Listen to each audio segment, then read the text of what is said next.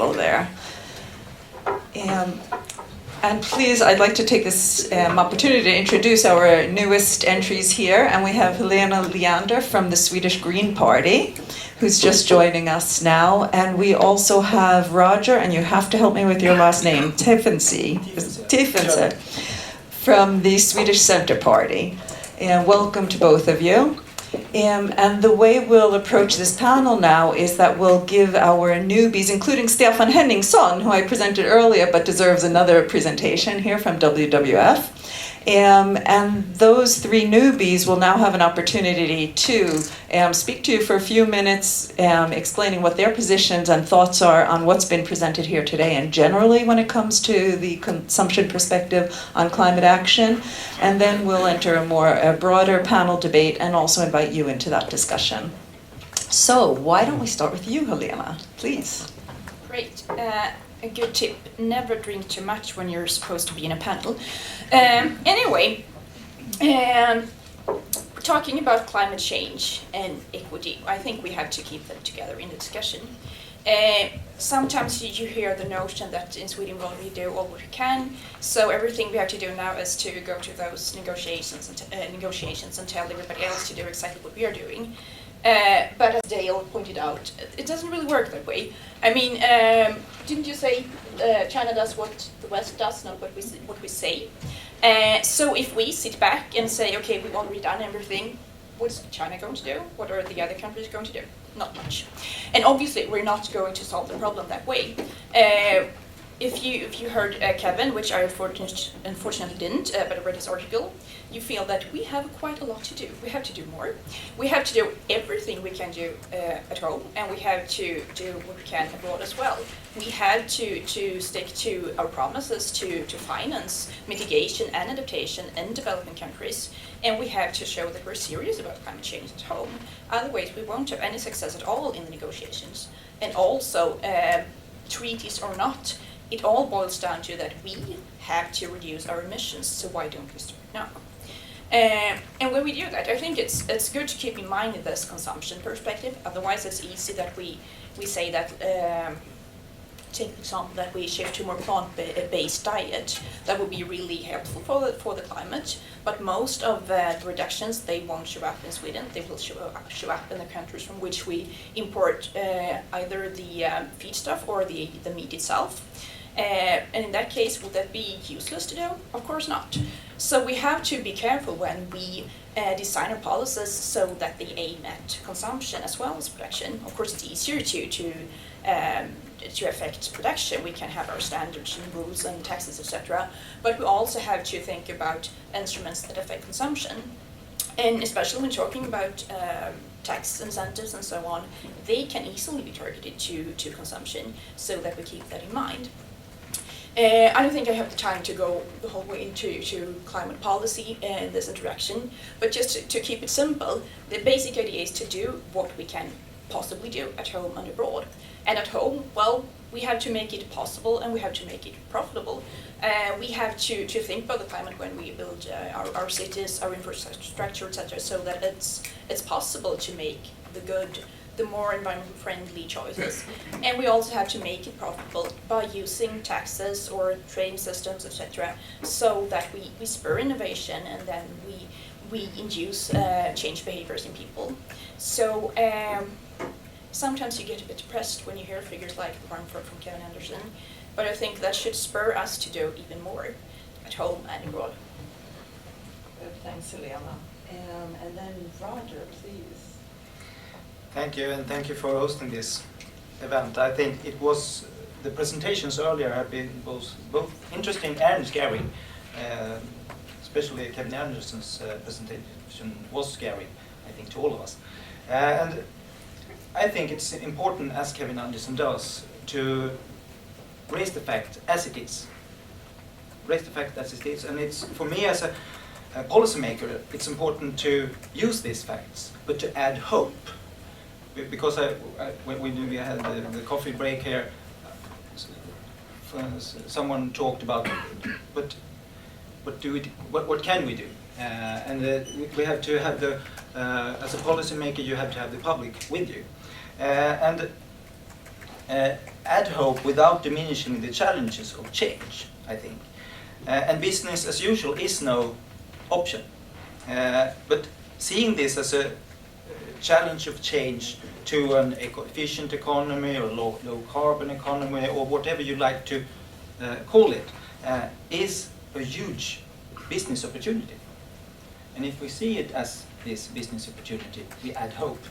As representing one of the parts from the Swedish government, the Swedish government now works with a roadmap for a carbon neutral Sweden by 2050.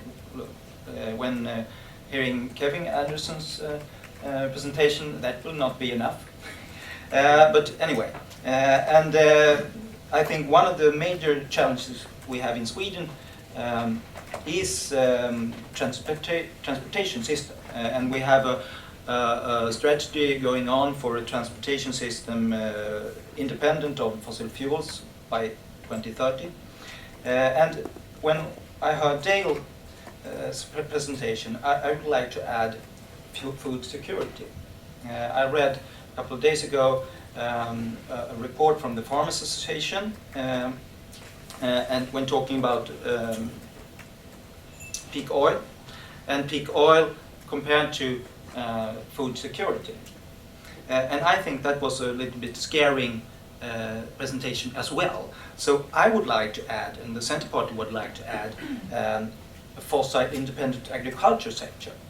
And when adding that, a net negative, so that agriculture sector. Today we have a net negative in carbon perspective, and using the agricultural land as a carbon sink. Because that would, if we look at 2050, I'm from the region of Södermanland, and we have a huge plant making steel, and I would like that plant to be working even 2050. And then we have to have sectors that is net negative in a carbon perspective. And I think that when hearing Glen's presentation, I think it's important to add the consumption perspective when designing national policy. And we have to develop policy instruments. Because if we look at the taxation system we have today, it's designed for production of goods. When talking about services, when talking about consumption patterns, it's not functioning. So I think that we have much policy developing to do. But I'm not sure if it's good strategy to add consumption patterns as today in the global climate negotiation, because they are diffused as it is. So I'm not sure if it's a good strategy. But if it is a good strategy, I haven't no problem with that. But I think you have to work with it within Sweden, within European Union, and then probably add it for some COP20 or something. And then, least but not last, having measures to function within the European Union, the European trading system is in place, but it's not functioning because we have this financial crisis. And the Centre Party supports the UK proposals to make a set-aside of emission permits to make the European trading systems to work better and to have a higher price on carbon dioxide. Good, thank you, Roger. And Stefan, please. Okay, thank you. Having listened to Kevin, Dale, and Glen, and also working in the area, I put down sort of 5 asks for Sweden in this context. One of the asks, and that's linking back to what Kevin was saying, and about the carbon budget that we have left to share for this century. I would like to see that this roadmap work, and WWF would like to see this roadmap work that Roger is mentioning, ends up in a equitable carbon budget for Sweden. So, and that is actually becoming a climate law. because countries like China and countries like Uganda and Ghana, who are actually really suffering from climate change and wanting to see true leadership, they need to have this actually in law so that it does not change with the new leader of the country. And this is what we've seen from the UK and Mexico, which is a good thing. I'm not talking about ambition in that sense, but the law in itself is a very important signal to the world. So, and we hope that this roadmap 2050 that Roger is mentioning is being significantly increased in ambition from what we have so far heard from the Swedish Naturvårdsverket, which is called the Swedish EPA. The second point is that we would like to see 100% renewable electricity target by Sweden, no later than 2030. That would send a very, very promising signal, internationally respected. Sweden has fantastic resources and opportunities to do this, but not all countries in the world have. But that would really make a mark. We think that almost 100%, something like 80% renewable energy target by 2030 is also perfectly possible, and that could be part of that as well. We want that to be part of that as well. So we look at the whole energy system, and that could link to the kinds of ambition that Kevin was mentioning, about 90% by 2030. I mean, that would be the title of it was true leadership in the context of what we've heard today. So that's how I'm putting these points. And then on Roger's point on the huge business opportunities, I would strongly emphasize that Sweden is supporting the 21st century industry, which we see is clean energy technology. It is massively growing.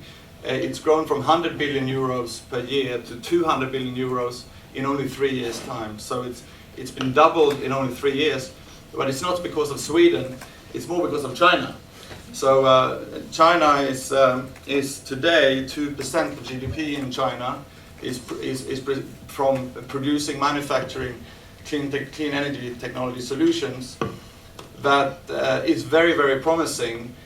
South Korea is another example who is very aggressively pursuing seeing this as a new growth opportunity within the government plans. And we would like to see Sweden do so as well.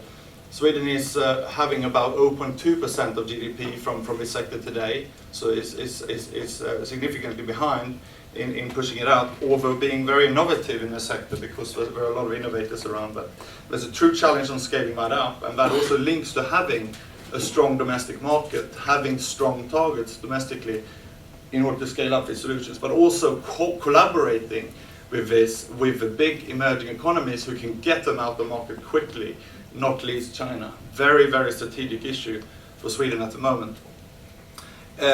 On the carbon footprint side, we would like to see a carbon footprint goal by Sweden 2020, which we've already published. We would like to see a halving of a carbon footprint by Sweden 2020, which is it's just a goal that is out there, and today it suits very well in the context and the discussion. So, and very interesting about what Glen has been talking about, potential policy instrument for that, because we know that it's not quite clear exactly how we will do that, but we will need to be part of, Sweden need to be part of developing and testing these policy instruments, like for example VAT or similar issue. And of course part of this is the meat consumption that's been mentioned, where we in the Living Planet report, WWF, that comes out biannually, say basically that Annex 1 countries and industrialized countries need to halve their meat consumption if we are going to leave space, enough land area to develop energy sources and to leave space for developing countries and poor people to get enough land available for food and fiber. And then finally, sorry, this is maybe taking more than 5 minutes. You have 1 more minute. I've got one more. Thank you, Bora. And that's for Sweden to really become the EU and UN champion in the global climate negotiations, because we do see today, we haven't talked about the gigaton gap today, but it sort of links to Kevin Anderson. We have a gap to 2020, which is unpledged emission reductions, but they're somewhere between 6 and 11 gigatons. So 6 gigatons is US annual emissions. So when the whole discussion is about if the EU would go to 30%, then China would go to 45 and so forth, so the higher range, then we have a 6 gigatons gap, so that's US emissions. But if EU stays at 11 and China stays at the lower range, but won't, from what I hear from Dale, then we got 11 gigaton gap, and all the discussion is between will we end up at 11 or 6, because the EU discussion is about 20 or 30. 20, will we go up to 30? The ETS, set aside, and all that discussion is there. We really need champions within the EU now to step up and say, of course we're going to do set aside. The ETS, 30%, that's not the issue. The issue is get up to 30%, and what do we do next? What do we do after that? How do we, AAU, surpluses, and all that stuff? We just need to have a rigid system, and we really need people to firefight for that in Europe and globally. And I see that Sweden can really play that role, because Sweden has high credibility in climate change for historic reasons and so forth. And I really strongly see that Sweden can play that role. And then I will have lots of discussions Good. as well. And also, of course, reaching out to the south, which Niklas mentioned in the beginning, is very, very important. And I think that's become somewhat better after the Copenhagen debacle with the EU AOSIS link in the negotiations. But I won't go into We'll stop there, Stefan, thank you. And what I will do is just remind everyone, including the panelists, that we want to frame our discussion based on what Kevin presented earlier. And what he was saying is basically, I think we needed a 40% reduction by 2015 globally, 70% by 2020, and 90% by 2030. So without that, that was an outside chance of staying below 2 degrees. And then Stefan, for example, is mentioning 30% for EU by 2030. What is, let's keep Kevin's numbers at the forefront here, because it actually makes those figures kind of unimportant, I would say. And I'd like us to raise our level of ambition in this discussion. So if we look at Roger as a representative from the government, I'll take this back to you. And how would you define Sweden's role if we put in the context of what we were presented earlier today, not the usual rhetoric and jargon that we're used to hearing? Because we've all heard that before. Let's stick to it in the context of keeping below 2 degrees rather than 4 degrees, which is the trajectory right now. I think that Sweden's role is, as Stefan put it out, it's going to 30% within the European Union and beyond. We have a national goal of 40%, but that would not, in Kevin's context, be enough, because that is to 2020. But and then I think we have to work with, as I mentioned, by the agriculture sector, to work with carbon sinks as well. Okay, we are reducing emissions, but I heard a presentation last night of when Greenland is becoming ice free in the summer. The adoption of the energy is much higher than in a green Greenland when we compared with a white Greenland.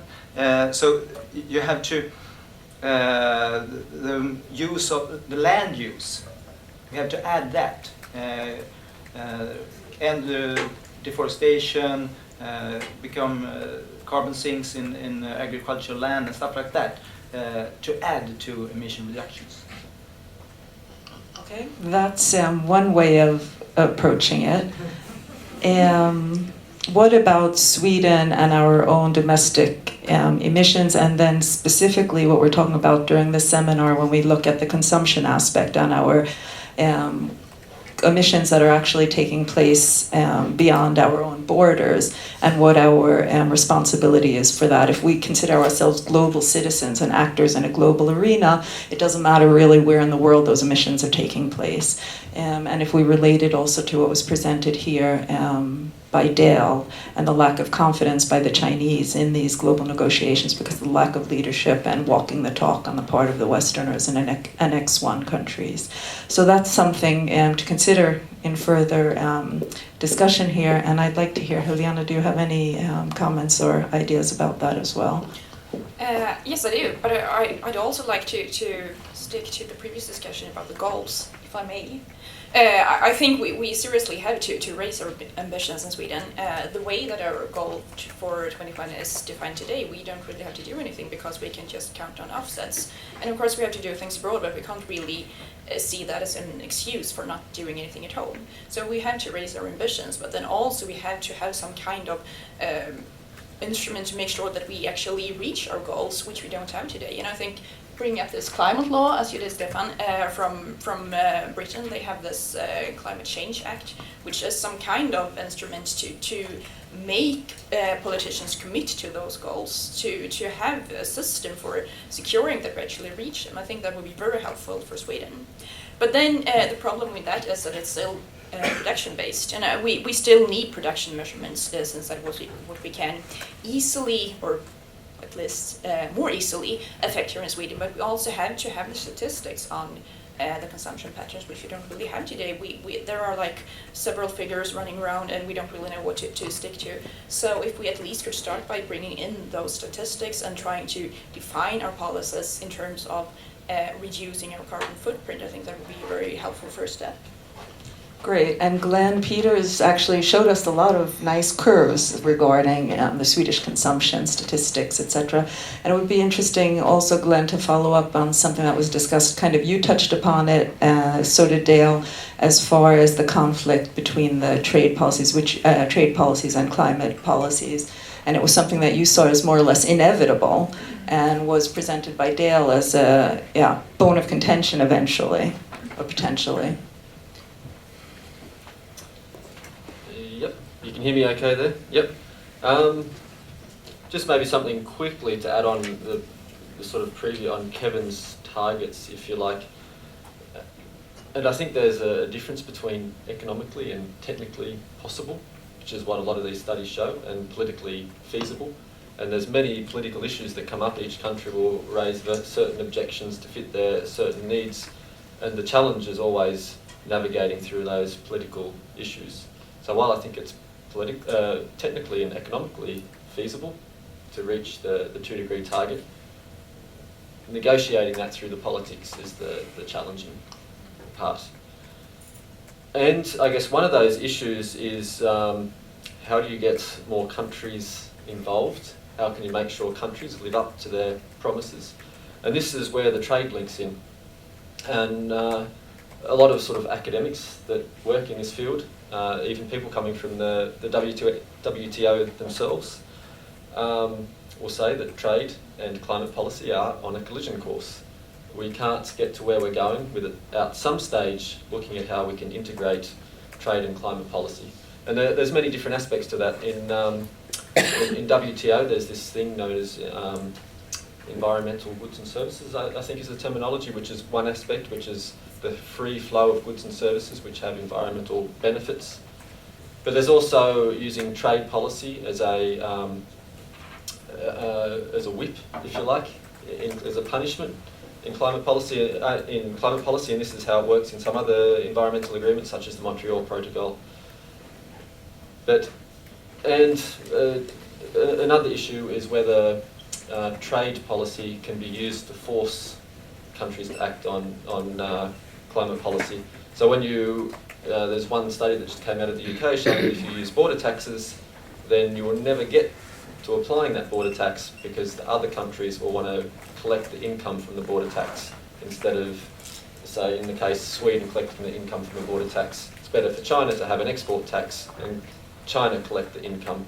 And so basing that rationale, using trade policy, you might be able to encourage or force or push other countries to act. We'll have to take this issue at some stage. Mm-hmm. Question is when? How it ends. It's, as I sort of mentioned before, the previous chair, I think or the director of the appellate body in the WTO said himself when he retired that unless climate and trade policy come together at some stage, we're just not going to get anywhere. Great, thanks. Dale, do you have any comment on that? You have the mics here. Yeah, I think I agree with Glen that trade and climate policies need to come together, because right now they are really having very different and often conflicting signals. Is that so I think this kind of conflict signals, the issues they raise within China is that how important is the climate issue really, or it's really just a disguise for competitiveness. And I think this is really the larger question is, can we really kind of working on more cooperative way globally to face the climate challenge? Just one aspect of a border tax, by the way, it's a very interesting Chinese-US case at the moment where the US has put in a tax for Chinese-produced solar cells, right? Which is about 25-30%, I believe. Which in itself means that you get less jobs in the US from the solar industry, because a lot of the solar panels are produced in China, and they are very, very good at cutting costs in China. So you have in the border tax, you also have to think about the negative border tax for solutions, which was also an old low energy light bulb case in the EU. And I know now that the Commission is looking in this in Europe, whether Europe should also have border taxes for solar energy produced in China. And I was really glad to see when Angela Merkel, when she was visiting China, she was very strongly against this. And that's really good, because Germany is the biggest solar energy producers in Europe. So hopefully that will not be that the EU follows the US on that. Great. I saw a question from the audience. There's another one over here too. So why don't we open up before we go further? And Frida has great. Jen Lundström. I'm a local Green politician in Tierp, and I have a question to Roger, as you, in a way, is a representative for the government here. And from Peter's presentation, we saw that the, well, you say you have difficulties in measuring, but anyhow, the amount of import-related CO2 emissions was 40 million tons. In the national emission here in Sweden, it's about 60-65. So the import is clearly a very big part of our total emissions. And then I get a little bit bekymrad, worried, when you say that, well, I don't know if this with imported measuring on consumption-based measures, if it's good, and if it's good, then I can go for it, but I'm not sure on it. Because I think it's definitely the first step in to get to involve mechanisms that makes the policy, well, different policies to also imply on the consumption patterns. And so I would like to ask you once again, don't you think that the first step is to measure it, and isn't that a good step? Thank you. Thank you for a good question. And as I said, I think it's a good thing to add it to national policy. But I'm not sure if it's today a good thing to add consumption patterns to international climate negotiations. When looking at Glen's figures, because when we talk about climate negotiations, so we often take 1990 as a good base year, compared from 1990 to 1928. 2008, we have had a decline in consumption, carbon emissions from consumption, from 92 megatons to 980 megatons. But then we have this dip, because the lowest point was 2001. And I didn't understand when looking at Glen's figure, why is that? But I found out that probably China were entering WTO. is one huge factor. But so that thing, and Helena mentioned as a carbon footprint, or how do you, even how you want to put it. I think it's a good thing to add it to national policy, but I'm not sure that it's a good thing today to add it to international negotiations. But will you then work for so that the government include this in the national reporting system?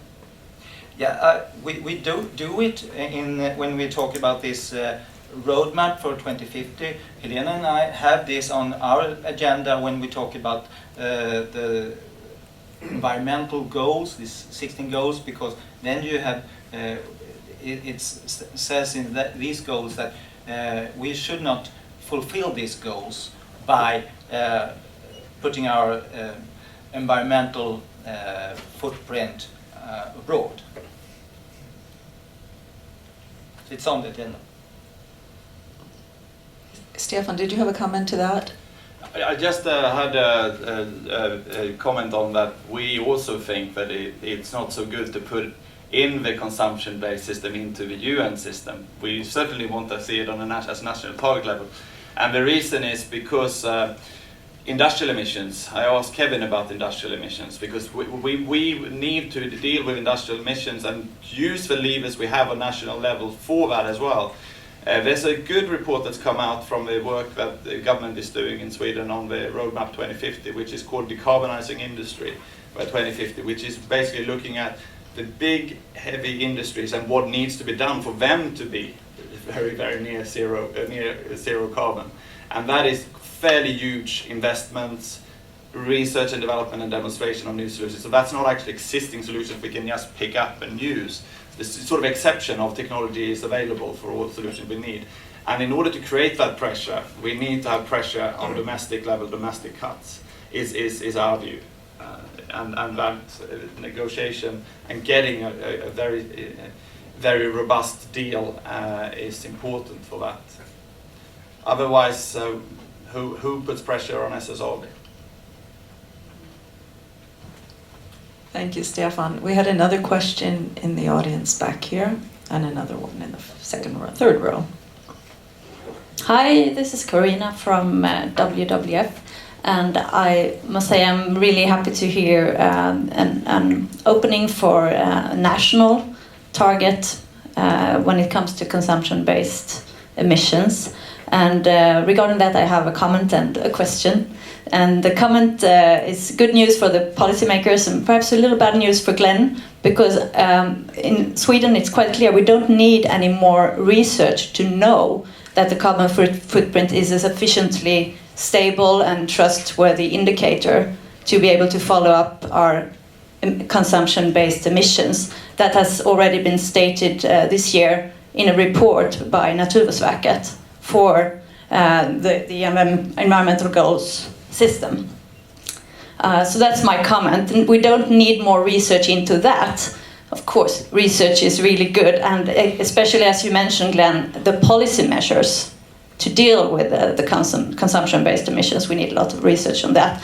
And so my question is the Swedish government, and that question I think will be directed again to you, Roger, will you be willing, and what will you do to make Sweden a leader within the OECD countries to actually set national targets for consumption-based emissions? Because the road is just right there in front of you. We have the environmental goals system, which is a perfect mechanism for doing that, and the generation goal that you mentioned. So we just need something we call etappmål within that system. The indicators there, when will you set the etappmål, and how will you influence with the EU and the OECD countries to really show that Sweden is a leader in this context?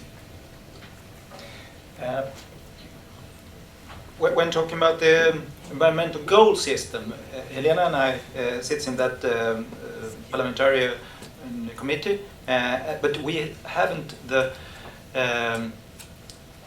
option or the we shouldn't look on the climate goal just on the other 15, but we have to link the climate goal when trying to reach other goals.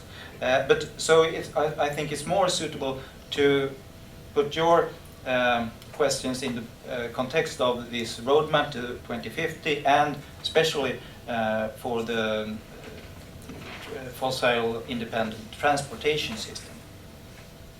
And when talking about consumption, measures for consumption, I think, and the Centre Party think, that the bonus-malus system for buying new vehicles, for example, is a good thing. And that would be a consumption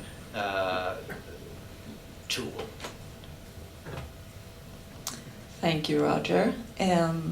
We have another question here on the third row. Yeah, if you're getting the mic right next to you. My name is Jan Strömdahl from the Left Party. I have a question to you all, I think. I will use the instrument ecological footprint to deepen this discussion and look upon the Swedish leadership out of this. Out of the last figures, the Swedish people use 3.20 globe of Earth for consumption, everything consumption, and included the emissions from carbon emissions. If you reduce the carbon emissions with 30%, we go down from 3.2 to 2.7 globes of Earth. We are in the level of European Union then, if we reduce our carbon emissions like this. I wonder if we will be leading in this area. How many globes of Earth do you think we can use? Glen, please take it. It's a challenging question, so I'll take it. So maybe I'll sort of answer the question a little bit indirectly. How can you reduce your consumption emissions? So let's say domestically Sweden reduces its emissions extremely aggressively. That will mean that the remaining part of Sweden's carbon footprint will occur in other countries. And for example, let's say China is a big part of that. So how can Sweden reduce its carbon footprint by reducing carbon emissions in China? And this is the challenge you have with a carbon footprint and using it in international policy, because Sweden doesn't have the sovereign control to go into particular countries and start fiddling with their energy system and so on. And so one thing with a consumption-based inventory or a consumption-based target is you can use it to explore where to look, and you can identify China is important. So how can we help China to reduce its emissions? Because by China reducing its emissions, Sweden's carbon footprint will also go down. And this is, so it's a bit hard if you're going to have a world where there's international trade, if you want to reduce your carbon footprint a long, long way down, you really have to have other countries involved, and that means you really need a global agreement. And a consumption footprint will hopefully focus attention on that and encourage countries to find ways to get China, for example, China involved, India involved, how they can get them involved, how they can help them reduce their emissions and so on. So a carbon footprint's really a team effort. It's not an individual country's task, unless you stop importing. So isn't that one of the ways Stefan, we could use, for example, supporting the development and dissemination of new technologies that could be used both domestically within China and also help us in other parts of the world, would be a way of approaching that. Stefan, sorry. I just want to add, though, that you can't, as you say, stop importing. A demand-side action that was mentioned very, very clearly. For example, I mean, huge bit of the carbon footprint for Sweden is transport, just because how the Swedish carbon footprint looks like. So a very, very rapid shift to, well, sustainable biofuels, like biogas, for example, but also a very big shift to electrification would of course reduce our footprint from Sweden very, very much. And our target to the question is on the carbon footprint. We are saying halving the carbon footprint is the target that we are challenging Sweden with. But that needs to have aggressive goals and aggressively getting these new solutions out. It's interesting when it comes to electric vehicles, the two most aggressive goals in the world are the Chinese goal and the Indian goal. So China will put 5 million electric vehicles on the roads this decade. India is challenging by saying 7 million. I mean, that would be enough for the whole of Sweden's fleet if we just match that. Thank you. We had a question here as well someplace. This is the question, sorry. And then we have a gentleman with a beard there and another one with a beard there, Nicholas. Thank you. My name is Stellan Hammerman, a water ecologist and a representative for the Left Party in Stockholm. After listening to Kevin, I think we all realize that this is a very serious matter. And we have to take actions on all levels, from the global level and down to the local level. And I will turn it down now to the local level and ask you, Mr. Tiefensee. We take a budget in Stockholm next week for 3 years, and that includes, from your part, a 30 billion Swedish crown investment in the so-called Förbifarten, a large motor road around Stockholm. That means that the emission of carbon dioxide will increase by at least 10% when it should decrease by 80%. So I want to ask how you defend that, and I suppose that you do that. Who should cover those costs? Is it agriculture that should take an extra burden on carbon dioxide outlet, or is it someone else?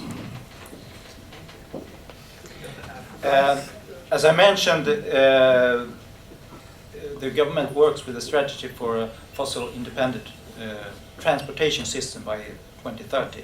And I see the Förbifarten in that perspective, because it should be transported with zero-emission cars, zero-emission vehicles. Then I must add that your own expert authority, the Trafikverket, says that that is not possible. Yeah, but after that, this,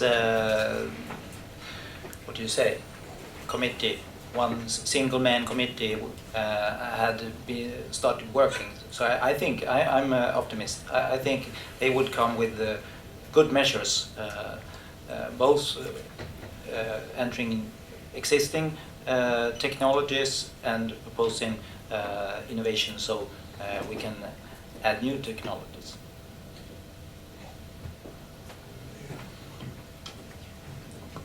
Hi.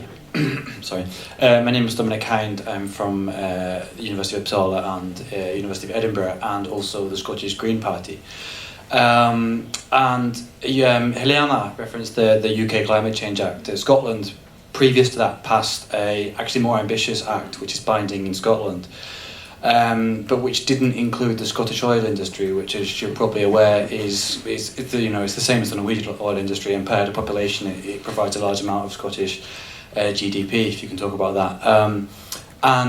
The Greens in the Scottish Parliament were the only party who were proposing that emissions from the oil industry should be included in Scotland's national emissions, which they weren't. And every other party is now, including the current government, wants to increase oil production because it earns a lot of money. One of the ideas that we suggested was the idea of, in the same way that you have arms proliferation treaties to stop the spread of domestically manufactured arms around the world, we could have a carbon proliferation legislation, which would mean that when you produce carbon, you produce fossil fuels yourself, or things that can lead to carbon emissions, you make sure that if you do export them, they go to places where you know they're going to be used in the most responsible possible way.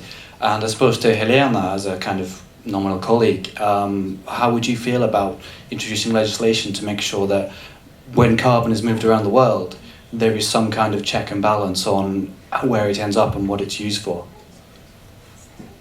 Interesting question, and and also good that you pointed out that the Scottish had this climate change. I didn't know that. I think you're onto something very interesting because so far we've mainly focused on the demand side of fossil fuels, and so far it hasn't really worked. I think we have to look at the supply side as well.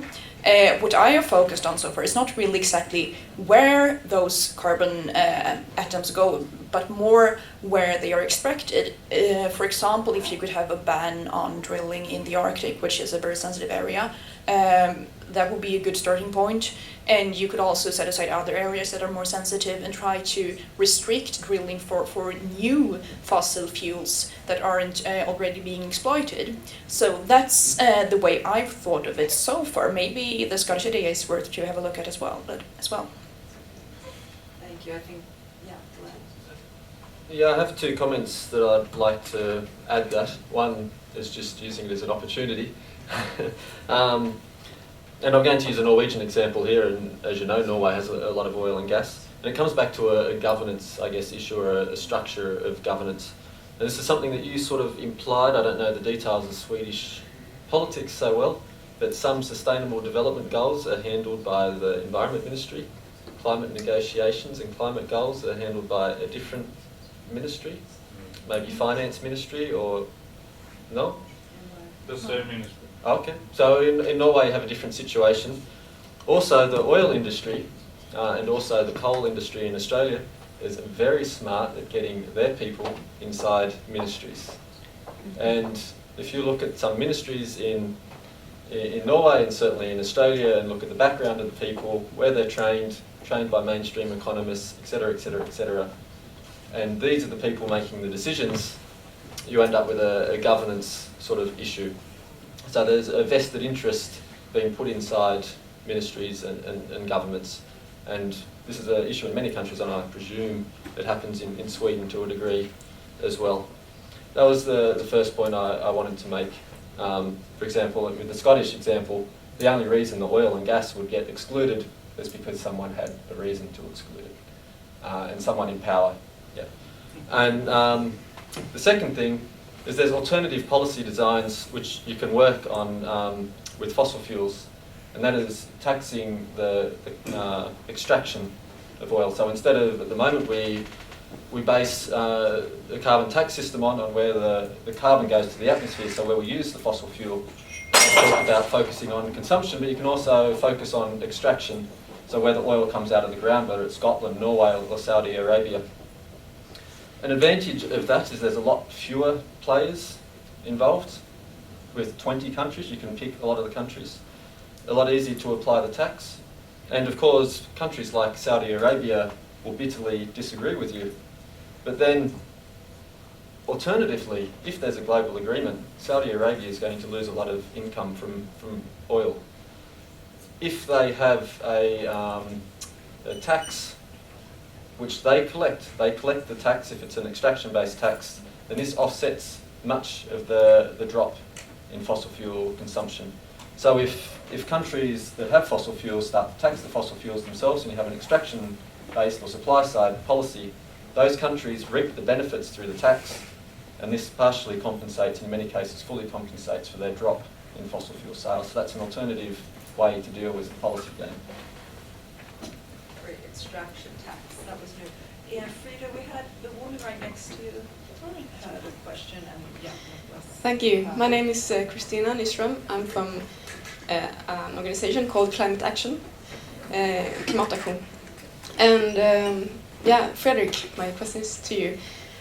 You said earlier that you were really scared by the presentation that Kevin made. And you also said, if I remember right, that a business as usual is not an option. And then when you were asked about the concrete actions that you were working for, political actions, you mentioned that you have this bonus system on environmentally friendly cars. And to me that sounds really much like business as usual. So my question is, what plans you have to actually change the political agenda to get business as unusual, or whatever you can call it. And I also want you to comment about. Sorry, my voice is a bit. I'm a bit nervous. I also wanted to comment about what Kevin said about that we have to abandon or redefine freedom of choice, and maybe we should not be able to buy environmentally unfriendly cars at all, and that we really have to reconsider what we now think is our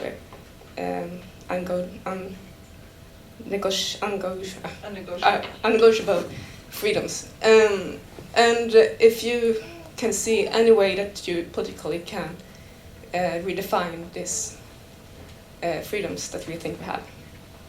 Is it clear to you what I... Not the latest part, but... Well, you remember Kevin speaking about that we maybe not have the right to choose to buy like really big cars, and you should. He said was talking about standards and regulations, meaning that you should ban those really bad things. I can reiterate it as well. It was more or less things that we assume are unalienable rights, like the right to hop on a plane to Thailand and other things. And in this case, that maybe it was necessary through some kind of regulation to actually influence the behavior. Exactly. And are you ready to do it? That's my question. Yeah, my point, talking about bonus and malus, and so we have had and have today bonus for environmental friendly, not so environmental unfriendly cars, so to speak. But that I want to add is a fee, malus, as they have in France, for environmental unfriendly or climate no goods cars, so to speak. And that when you talk about how consumers react, that fee doesn't have to be so big to make a shift in consumption patterns. And then you have to have a road map when you should sharpen this edge. So I think it's in the line with Kevin's proposal, but not so in the near future as Kevin said. But it's in the this committee for that works as today. Yeah, please, Dale. Sorry. I think the question of electric car is really interesting, because actually when you look at electric car, I've seen several life cycle analysis studies coming from the US, Germany and China. Actually the technology is not there. When you look at the life cycle analysis of electric cars, the emission reduction is not that much compared to conventional cars, because electricity today largely coming from coal. And I think we also really need to add, looking at the big picture, is like what kind of urban planning we should have and what kind of mobility we need to have a good life. And I think in that aspect I have to say it's like many European countries is much better compared to some US cities like Los Angeles. I think with the current level of technology, it's simply not possible to make transportation in Los Angeles carbon neutral, because the way the city is planned. And for countries like India and China, there's a huge opportunity that these countries are rapidly urbanizing, but what kind of urbanization model they will adopt will have a long-term knock-in effect. And I think that's one aspect Europe can work more with China and India, really I think you yourself also need to do more than what you have. You are doing much better compared to the US, but I think you also really need to do more. What kind of urban planning, what kind of city life people should have? Thank you, Dale. Excellent. And as the moderator, I'll just jump in here, because actually WWF works very closely right now at a city level, looking at the kind of development and the kind of investments that will take place in urban infrastructure and use in the coming 30 years. And it's something in the order of $30 trillion. And a lot of that development will actually take place in developing world. So if we can then somehow leverage those investments and see that they're invested in a sustainable infrastructure, we can certainly deal with the issues you're talking about there. That's really where we have an opportunity right now. And then, I'm sorry, Glen, you had another point. No, I'll keep it quick. Just sort of coming back to that previous question, it's more or less a question of whether you have a regulation, such as a limit, or whether you have a pricing system. And just to use an example, in the transport sector, Norway has a system where you get a good subsidy if you buy an electric car, and it's actually almost, I think, profitable to buy an electric car. And you get a penalty the bigger and bigger the car you buy. Norway also has close to, if not the highest, petrol prices in Europe.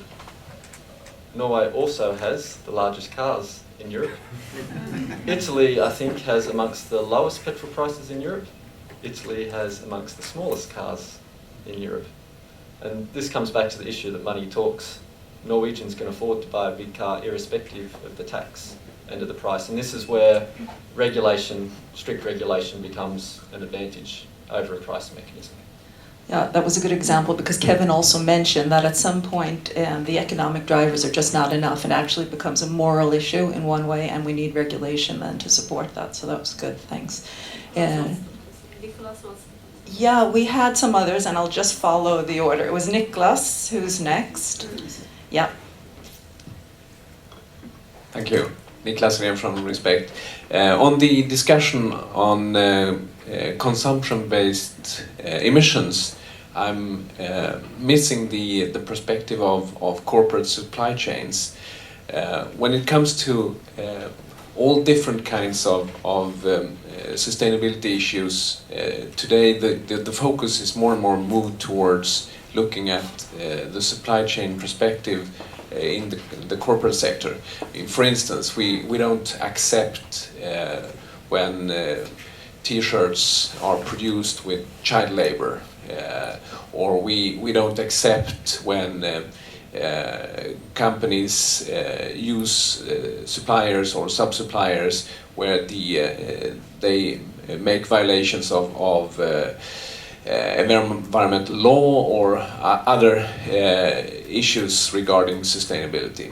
So and you can see this also reflected in the standards in this area. For instance, the next version of GRI for environmental reporting, the G4 coming this spring, will have much stronger focus on supply chains. You can see it in for instance, the UN framework on human rights from last year. You can see it in the new ISO 26000 standard, etc., etc. So it's really something that's coming into the different frameworks for how we try to govern corporate behavior. And I really would like to see governments, Swedish and other governments, to use this in a proactive way. I mean, just as we can see how the government now is sharpening the message towards the state-owned companies on some supply chain related issues, for instance, how corruption may be handled in other countries, etc. I mean, exactly the same type of methodology could be used to set targets and to follow up, require reporting, etc. on climate issue in the supply chain. So I think that's a vehicle which really could be used much more than it is used today. I'd like your comments on that. Thank you. Yeah, I have a comment. I'll just give I agree with you.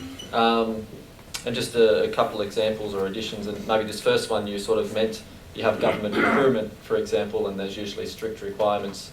I have some colleagues in Trondheim in Norway that have got a sort of package which estimates the emissions in the supply chain for the purposes of government procurement. And that sort of approach can be used, and there's methods to do it, and so on.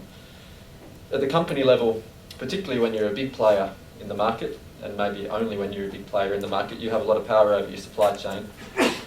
I did have some discussions with IKEA, this is some years ago. I don't know how much of this is implemented and how true it is now, but they were putting a lot of requirements on their supply chain, primarily electricity production and energy efficiency, I think, in the factories in Poland, for example, and so on. And so a company with the power of IKEA can really make a difference, I think, with its supply chain. but you have to have a big company. It's a bit hard for a small business in the side street here to have power over its supply chain, selling coffee beans, for example. So they're just some examples.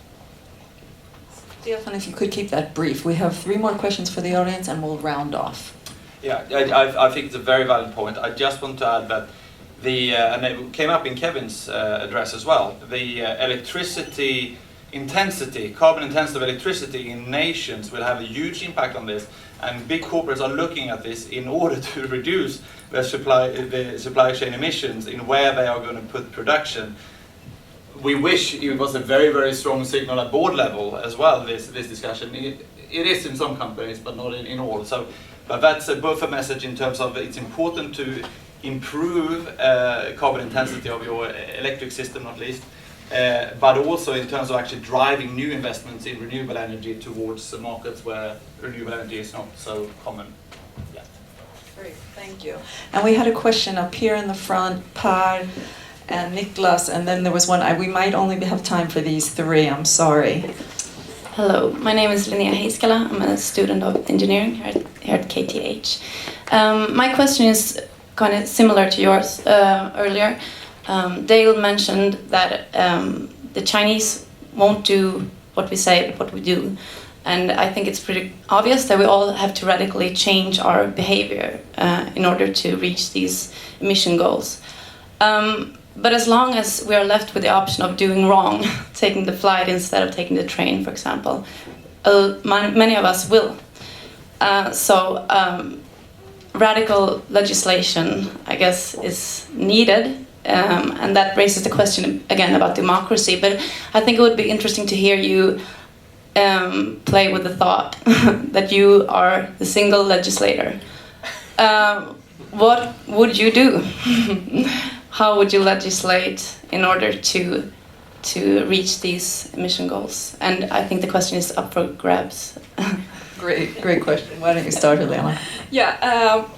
Well, first of all, I still do believe in democracy, but I do also wish that we had more brave politicians, because sometimes we tend to be so afraid of our voters that we don't really even dare to propose those measures that are actually needed. And actually, I think most voters want us to do something. I mean, it's hard to as a individual go down to the train station and say like, oh, I'd like to take the train to, oops, there's no train to this place because there's no railway. And then you need politicians to actually build that railway and so on. And you need politicians to make sure that you have, for instance, proper taxation on aviation, so that aviation and train transportation can compete on an equal playing field, which they don't today, since aviation is basically subsidized. So you have to have politicians that dare to take those measures. What I would like to, I mean, I don't think there's like one quick fix. If I were a single legislator, I would do that and then we would solve it. But one thing which I think is very important is to have this sort of climate change act, so that we can make sure that even if I don't come up with all the suggestions today, there is some kind of feedback mechanism from like scientific council or whatever that say, okay, we have this emission trajectory, we're not on track, we could do this and this and this, please adjust, you can choose according to your ideology, but these are the options. Since today it's more like we can have climate discussions when we talk about what we are not going to do. Like, no, we're not going to raise the carbon tax because that would hurt those who drive on the countryside, and we can't raise the aviation tax, or we can't introduce one because then people can't afford to go abroad, and then we can't do this and this and that. And that's not a very fruitful discussion. So if we could have this, okay, we have this goal, we have to stick to it, these are the options to go there, I think that would be a good starting point. Great, thanks Helena, that's awesome. And now Roger, so I don't know, there's no Swedish president, there's a prime minister, but let's say you're like the Swedish version of Obama and you have both the House and the Senate on your side. What are those, legislations you're going to be passing? I think it's a challenging question, but as Helena, I prefer democracy. But I would, as a previous being a taxation politician, I would change the Swedish taxation system. a taxation system that is suited for services, includes consumption in a better way, and not banning production, but internalizing environmental effects of resources into products. Also like a consumption tax or something Yeah, that was mentioned I earlier. think that's VAT idea. Could you please tell your party comrades not to have those articles all around the press saying that we can't raise the carbon tax then? You have to do it in a system way. Yeah, not just picking one. Great. Then we'll pass the microphone over to the last question, I think. Oh no, we had one more. One final. Well, I want to bring the discussion back to the main theme. That should be Sweden as a role model. Wasn't that something? Yeah. So I am an old romantic, so I would like Sweden to be a role model on everything: environment, peace, policy, and so on and so on. But also, okay. Okay. Here it's better. Okay. So I have one question for the Swedes in the panel and one question for the non-Swedes. For the Swedes, is there such a strategy among Swedish politicians that you really want Sweden to be a role model, to go ahead before all the others? I mean, that's not my impression. My impression is that Sweden, who is Sweden, but that Sweden wants to be a loyal player inside the European Union and to be a loyal partner in international negotiations, not be worse, but not be better. So that's a question to the Swedes. Is there such a wish among Swedish politicians and others in government and parliament that Sweden should be a role model visible to the whole world? To the non-Swedes, even if Sweden did that, would it be efficient? Would you take it into account? Just a very short story from China. I'm no China expert, but I was the president of the China delegation of the European Parliament for several years. And once I met the mayor of Beijing, about 10 years ago.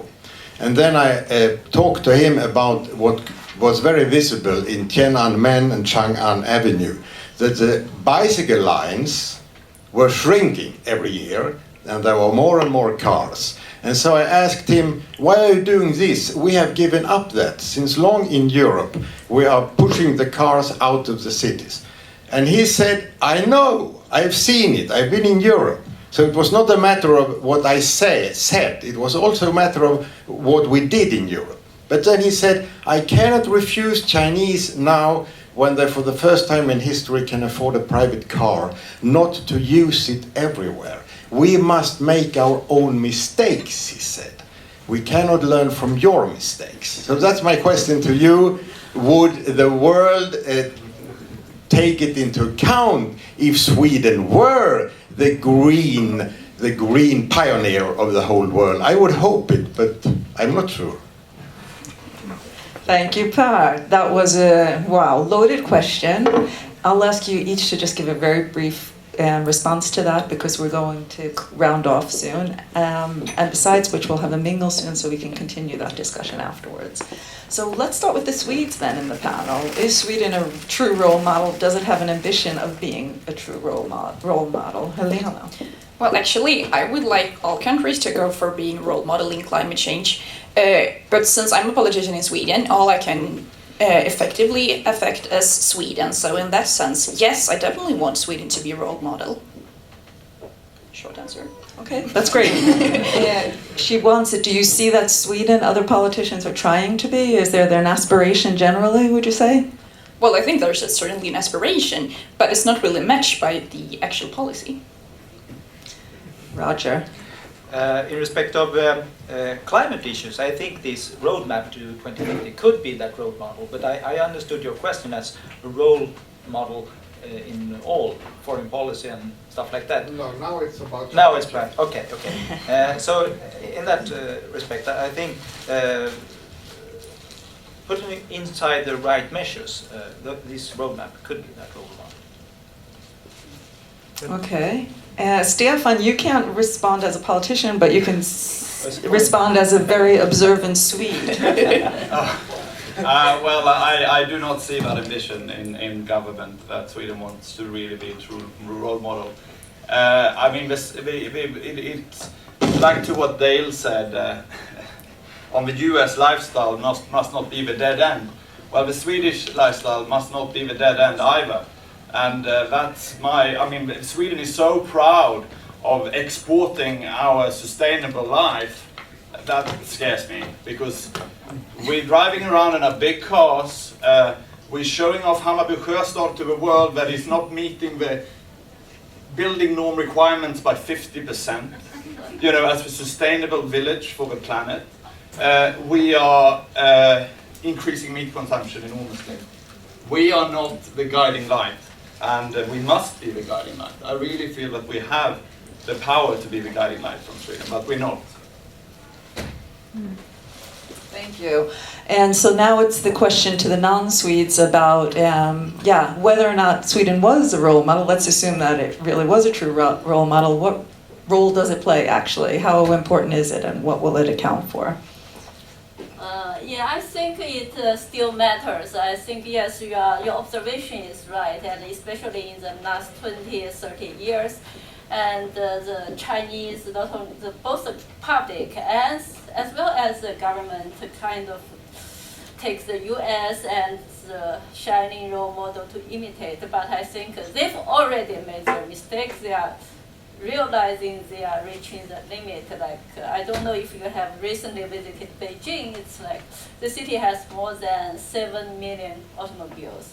It's becoming a big parking lot. And so I think, so it's times like this, and when I talk to government officials or scholars work closely with the government, they increasingly kind of acknowledge it's a problem. They cannot go on like this. So when times like this, I see the opportunity. There's at least talks about maybe because China simply don't have the resources to imitate the U.S. So the social welfare model, as well as many other aspects of the European model, becoming more attractive. So I think it really matters. But I think, as Stefan says, Sweden is not as good a role model as he wished. I think so. I think if you do better, we can follow. Thank you, Dale.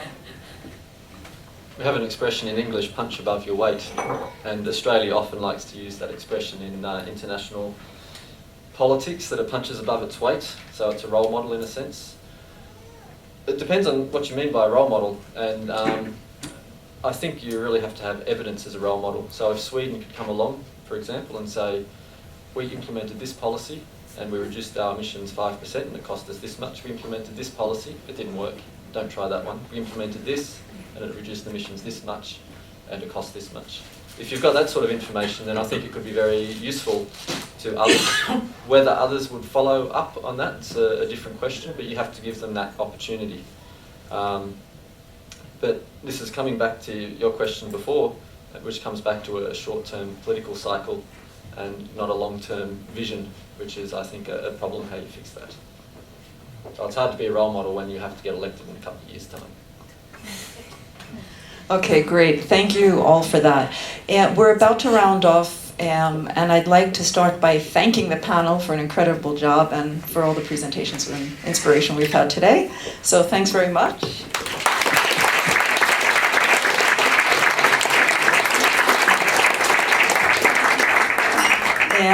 I will also take this opportunity to just mention a couple of other things. And one is that, as I mentioned in the beginning of the day, this book will now be launched, and both Dale Wen and Kevin Andersson's articles are published in this book. So please grab your copy.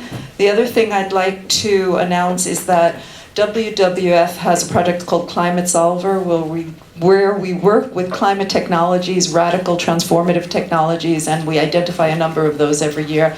We'll be having the 5th anniversary, 5-årsjubileum, on the 22nd of November, and there are invitations here if anyone would like to join us in Stockholm for that. And then finally, a big round of applause also to Frida, who's been really, really busy in the background and behind the scenes of making this possible today, coordinating all of our efforts.